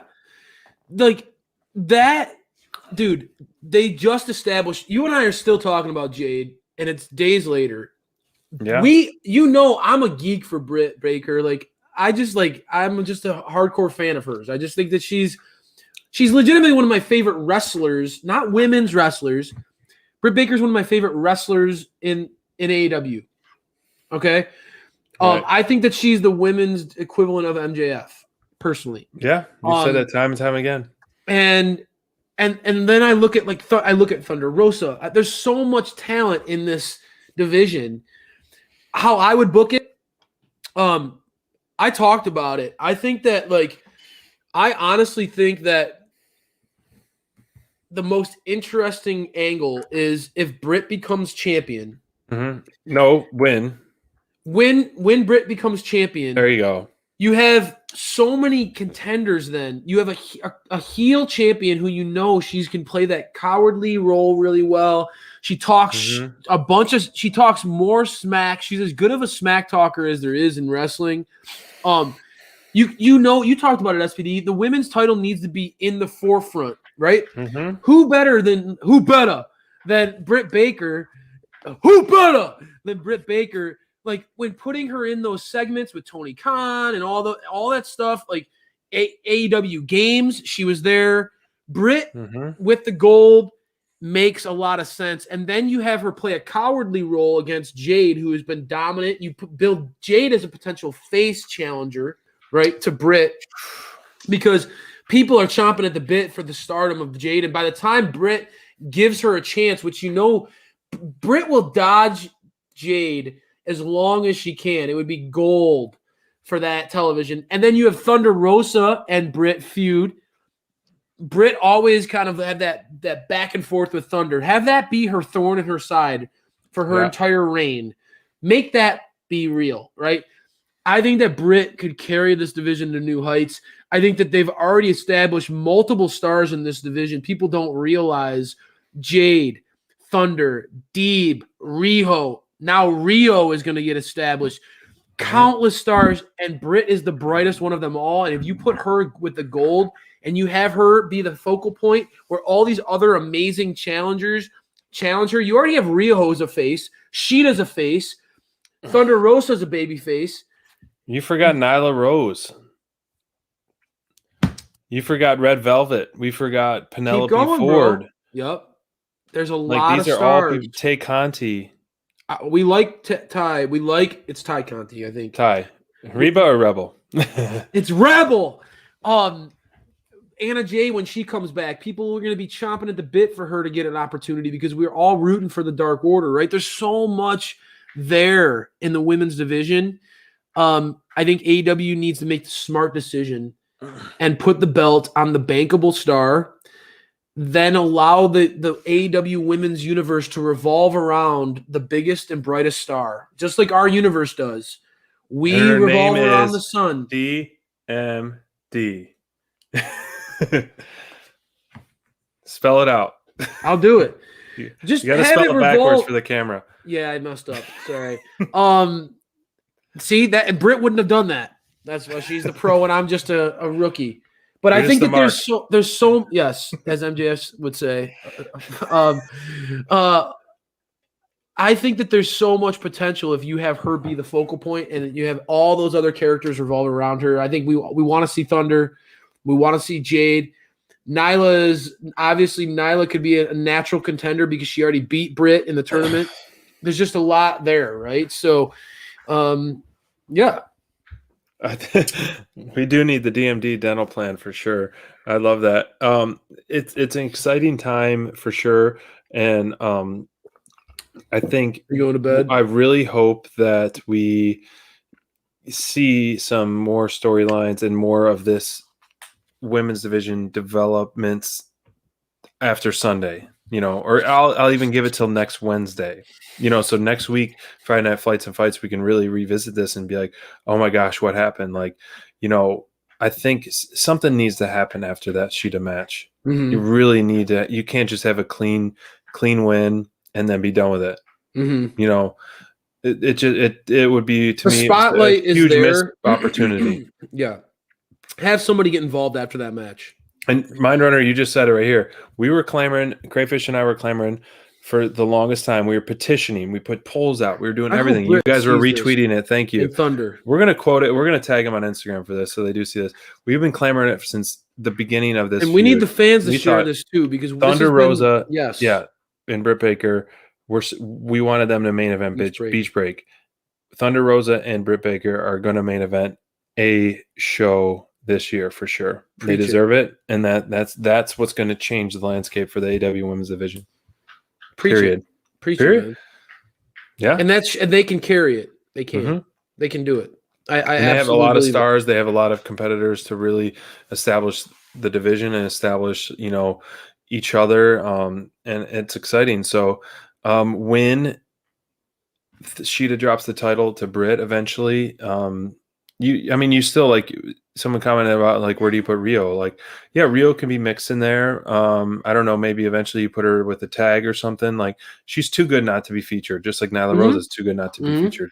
This is started slowly and finally starting to be a stacked division. When we went through the COVID stuff, it was it really lost so much steam for me and for the nothing against them. It just was unfortunate timing, and now it's just on an upward trajectory for sure. And I think you just got to keep pushing the gas, and then and we're going to get the ultimate payoff with Britt as the champ. And so, yeah. I think you nailed it, dude. I think you absolutely nailed it. I think that you're spot on.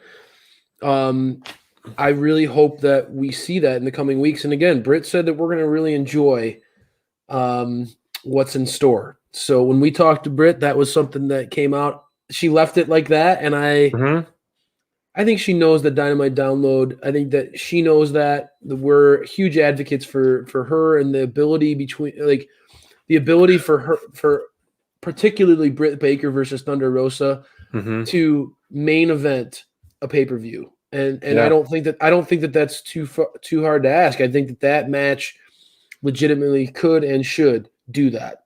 And if there's gold on the line, I think that would be the ultimate. I don't know. I think that AEW, they're gonna push that. They know what they got. SPD. They know what they got. So, I think that the fans want it. The fans. We're not alone. We're fans. We're just like everybody else, right? And we see it, and we think that we see that is gold, bro. Take my money. Anytime you give me that match, I'm going to pay you. Anytime. True. Anytime you want, I will pay you. And I think that it's because it's a perfect blend of personalities inside and outside the ring, human beings that are colliding, that their stories are very different, but they're both very compelling. Britt's every bit the role model that Thunder Rosa is. And I know we give Thunder a lot of credit for what she does, and she's an incredible person, but so is Britt. They're both incredible human beings that are awesome. Imagine if your daughter grew up to be a dentist and a professional wrestler. That'd be the freaking coolest thing ever. I know. I was talking to Callie about that on a walk today. We were out walking Charlie, and I was like, that's just insane. Because she knows Britt's it's just Thunder Rosa. We got to talk to Thunder Rosa and have an interview with her. And that is someone who, when I studied her, my wife loves the social work and cares about kids and stuff. And Thunder Rosa, the heart that woman has, the passion she has for trying to make a positive difference in this world, it's just so easy to want to get behind that feud. It's just, and that's outside the ring. Then you go in the ring and you have Thunder Rosa, who pushes the pace like no other women's wrestler I've ever seen. Maybe literally maybe ever. Like her drop kicks, her brutal. Like her strikes. She carries that MMA, push the pace. Always like, dude, I love her knees. Like I've seen the double knees. Sasha Banks does those double knees. Thunder Rosa does them every bit as good as Sasha. You know I love the boss. Thunder does them just as good and just as impactful. And then like Britt, like you've even talked about it, dude. Britt's a powerhouse, bro. Like I don't know. Strong. I mean, body by Big Macs with Britt. Like I just think that like AEW has something really special in that. And you look at the men's division, dude. Like what feud is hotter than that one? Moxley versus Omega is right there, but you're talking about that has the championship on the line. Think about that, dates back all the way back when Moxley debuted in AEW. It was like at the expense of Kenny Omega, dude. That's the only other feud in the rest of this company that has the heat that Britt and Thunder still has. Darby and Team Taz. I think that this. I mean, yes, I agree. Yes, you're right. No, you're right, but. It's in the same breath, bro. It is. For sure, and it doesn't get it. Sadly, it doesn't get enough love, and I think that it will change. That's going to change quick if the AEW is listening to their fans for sure. And that's a good place out there, guys. Share this, SPD. We're going to share lots of content, right? We're going to get clips of this stuff. All day tomorrow. We have fans out there who do a lot of great job with GIFs and little video clips.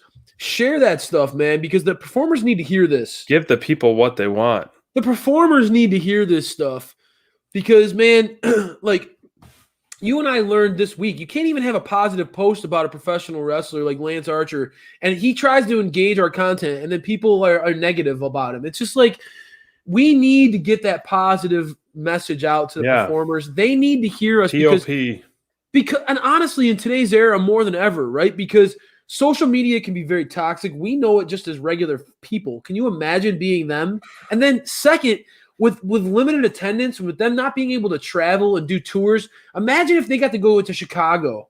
Imagine if they got to go to like Philly, to these towns that are clamoring, Detroit, like that are clamoring to see AEW. We had to fly to Florida, and we did it gladly.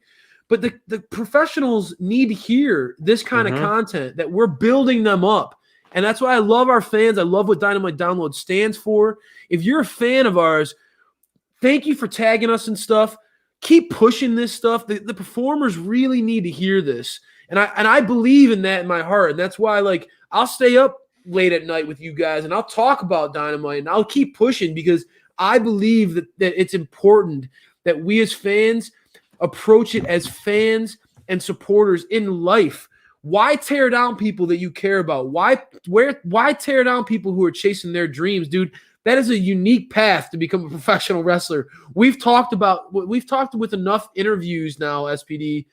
We've talked with enough unique individuals, whether it's Alex Reynolds, Maddie Rinkowski, John Silver. We've talked about these unique paths of becoming a professional wrestler. And it's so important that we as fans support that because that is not an easy life, man. That's not an easy life. So I don't know, man. To me, like that's what I love about AEW.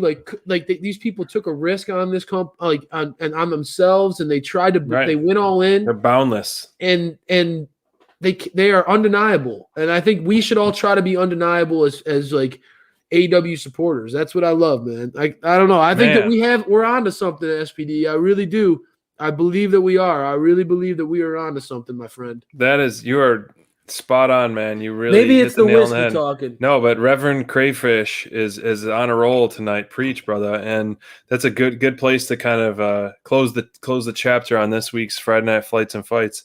And we're gonna be burning the midnight oil after Revolution because we're going to be filming. We have to be filming because it's going to be the hottest pay-per-view of the year. I mean, it's the first pay-per-view of the year, and it has some big shoes to fill after last year's pay-per-view. It was outstanding, and we watched it together too. We were in Indianapolis, and we were watching it together. We saw an outstanding pay-per-view, and it just should be nothing short of that this year and live up to it completely.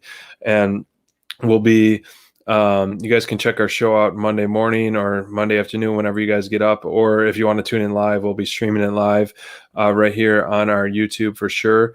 And it's going to be a slobber knocker, to say the least, because 9 matches to cover, and there's so many things are at stake at Revolution. But you guys know where to find us on Twitter, Instagram, Spotify, and our website. Bonds' article is live now on AEWDynamiteDownload.com. It is a great read if you want to check it out, and highly recommend checking it out. And we'll ride off into the sunset the way we started. You ready? Yeah, the stuff in the comments is like making me well up, man. This is really nice. You know I'm an emotional guy. It makes me really feel good, man. You guys are so great. Thank you for spending your Friday night with us. It always appreciate. We love it. It's a highlight of the week. Love you guys. I'm gonna do my flip. Do it.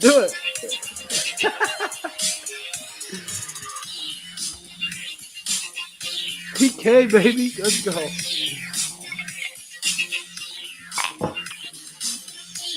You know I love some Dirtbag Jack Evans. I love that. This is such a great entrance, man. One of the best parts about going to a Dynamite was seeing this live. Oh yes, we got spoiled.